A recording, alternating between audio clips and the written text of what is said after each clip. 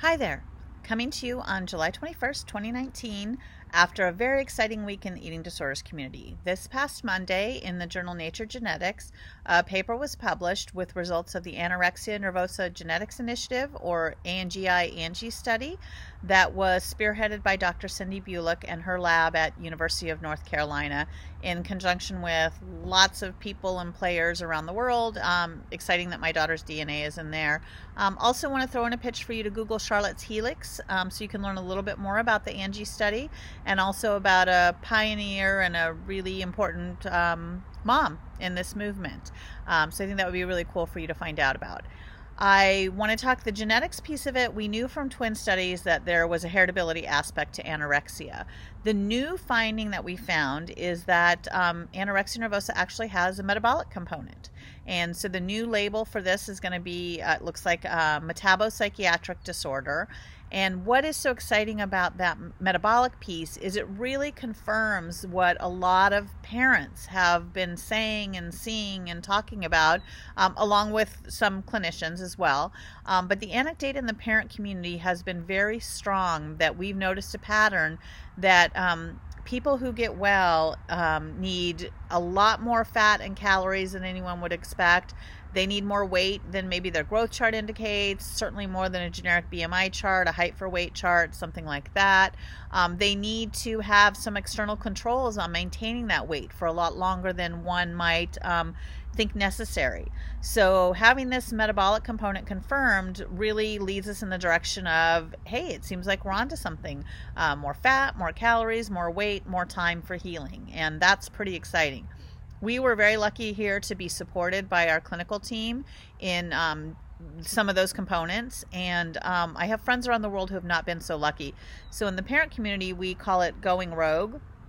When a parent ignores clinical advice in terms of holding the weight at a certain level, going on maintenance, cutting back calories, things like that, or holding it to an arbitrary BMI that's in the low normal range. And so I've known parents to be very successful by ignoring that advice and feeding their kids 4, 5, 6,000 calories a day for extended periods of time. And those kids have gotten well. And I've also really sadly known parents who have lost custody of their children over differences of opinion in what their caloric intake should be and what their weight goal should be. And really sad, because I will tell you now, in those cases, parents were wanting BMIs that to me are completely normal and were in line with their child's growth pattern and when they know their child was healthy. So that's a tragedy, and hopefully we're going to have a lot fewer of those tragedies now that we have this information.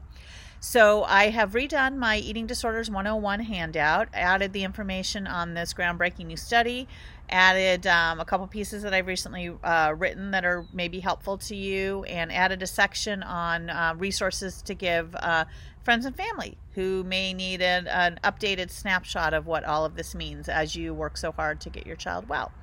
So thanks for listening today, and I hope you're as excited as I am about this Anorexia Nervosa Genetics Initiative. One final thing that I think so many of us are really hoping happens is that clinicians use this finding to understand that having a health at every size approach, which honors body diversity, is really, really vital.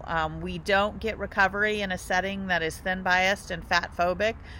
It's a toxic environmental influence, and it sounds like it could be actually a toxic metabolic influence. So hopefully this is a new day moving forward. Can't wait to see the studies done on atypical anorexia, see if that and anorexia are the same exactly, or maybe they have similarities and differences. We don't know that. ARFID, avoid and restrictive food intake disorder, we definitely need studies on that. There's very little done with that.